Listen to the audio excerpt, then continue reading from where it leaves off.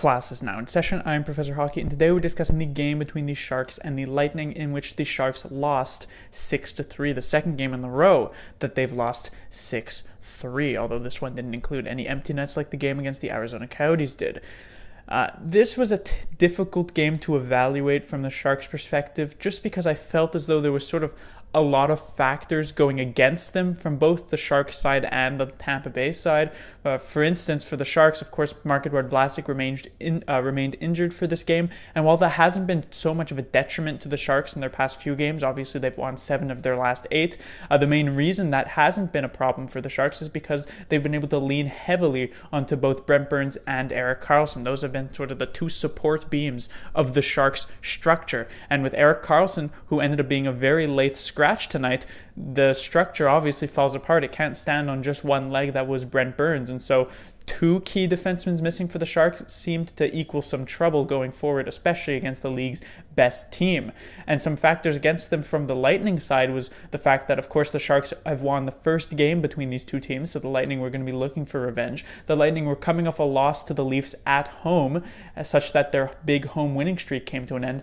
And really the major one is the fact that this is the final game for the Tampa Bay Lightning before they head on to a 10-day All-Star game break. And so there was zero reason not to empty the tank, as most of these players are going to not be playing any sort of hockey for the next week and a half. And so a lot of factors were against it. It was sort of like the perfect storm for the Sharks to not have a great outing. And so when I heard that Erik Karlsson was scratched for this game very late, like basically the warm-ups, I had a bit of a sinking feeling in my stomach that this could end up being a pretty ugly one, and I don't think it really was that. I do think that the Sharks deserved to lose this game with how they played and with how the Lightning played, but I don't think they were completely outplayed, which I guess is a decent sign going forward, but there isn't really too much to take solace in the fact, that they sort of only lost by a bit to the Lightning, or not even by a bit, but only a decent amount to the Lightning.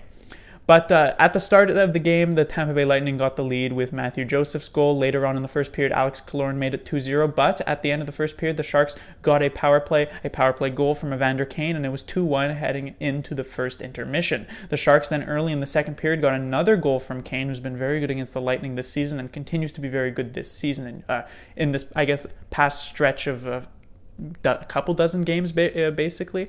And the game was back tied at 2 this time. However, after that, the Lightning mostly took control. They get goals from Yanni Gourde, then Victor Hedman on the power play. Then in the third period, Stamkos adds one, and Stamkos adds a second, that one being on the power play, until Marcus Sorensen in the dying seconds of the third period scores one to make it a slightly more respectable 6-3.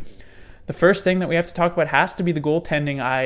It's basically in the similar situation as it was against the Arizona Coyotes with Aaron Dell. I had said that Dell, while he made a couple of nice saves, the soft one that he gave up early really hurt the Sharks, and so he only had sort of like an okay game. Jones didn't give up a soft one early. He gave up a soft one, maybe not a soft one in the same vein as Aaron Dell's one against the Coyotes, but still you would hope he would maybe have a couple of these.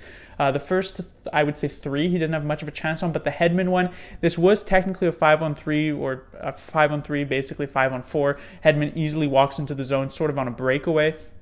But you'd like to see Jones make that save because he had made multiple great saves earlier on in the game.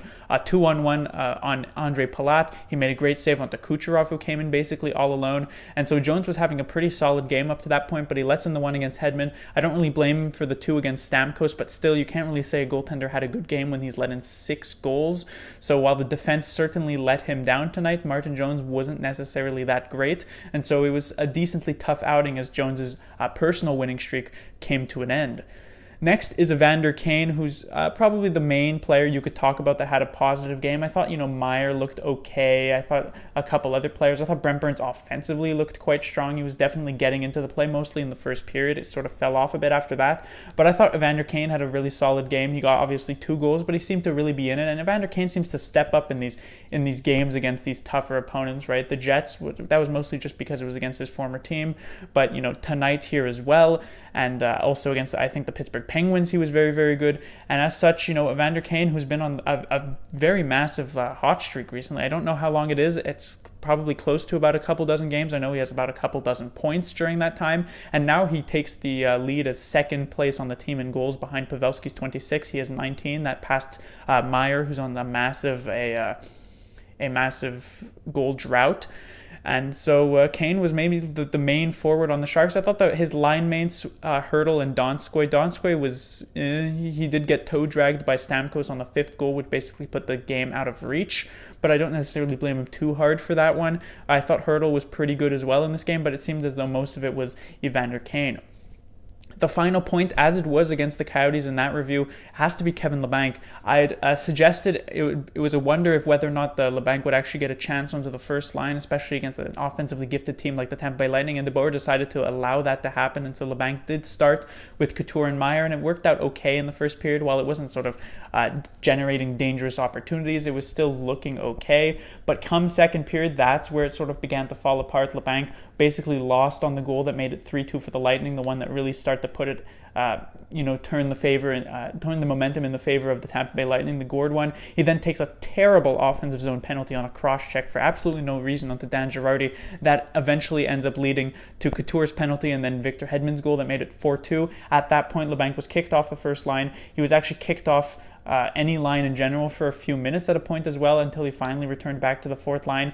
And I'd said that this was Labanc's sort of maybe 3-game tryout here against the Lightning, against the Panthers, and against the Capitals, where Labanc would be able to show whether or not he can actually improve in those areas that he does struggle with, the defensive areas and the undisciplined penalties. If he can make himself work into a top 6 spot, then he might actually be able to merit a spot on the Sharks past this season. But he fails the test in this one, and you do have to obviously include a caveat that this is against the best team in the league, and so Labanc is not going to be facing against the best team in the league every single night, but still it is a bit disappointing for him. Radil ended up returning to the first line with Couture and Meier, and now the Sharks might have a bit of an issue where that Radil might not be the perfect member to have on the first line, but there doesn't seem to be anybody else, because they certainly don't want to break up Kane, Hurdle, and put Donskoy, and they probably don't want to break up Sorensen, Thornton, and Pavelski, so there's a bit of a missing spot on that line. At the moment, it seems as though Radil might be the better option to Kevin Labanc.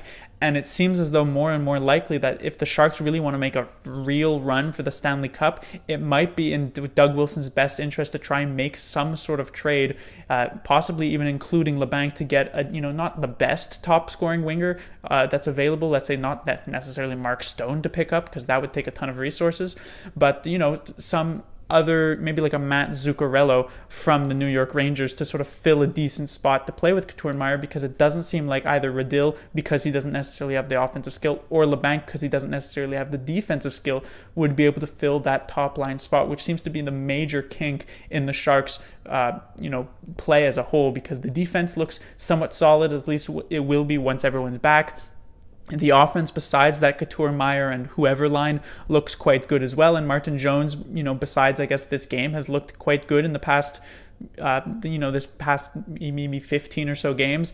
And so the Sharks seem to be in a good position to try and make a run, but that would be their major position that they'd look to fill possibly at the deadline. It is a top 6 scoring winger type of spot. But that will do it for this review. The Sharks will be back in action on Monday. They'll be facing off against the Florida Panthers on the road, as they'll play their final 2 games back-to-back Monday, Tuesday, prior to the All-Star game break that is in San Jose, and they'll be looking to get back into the win column, while the Lightning were the best teams in the league.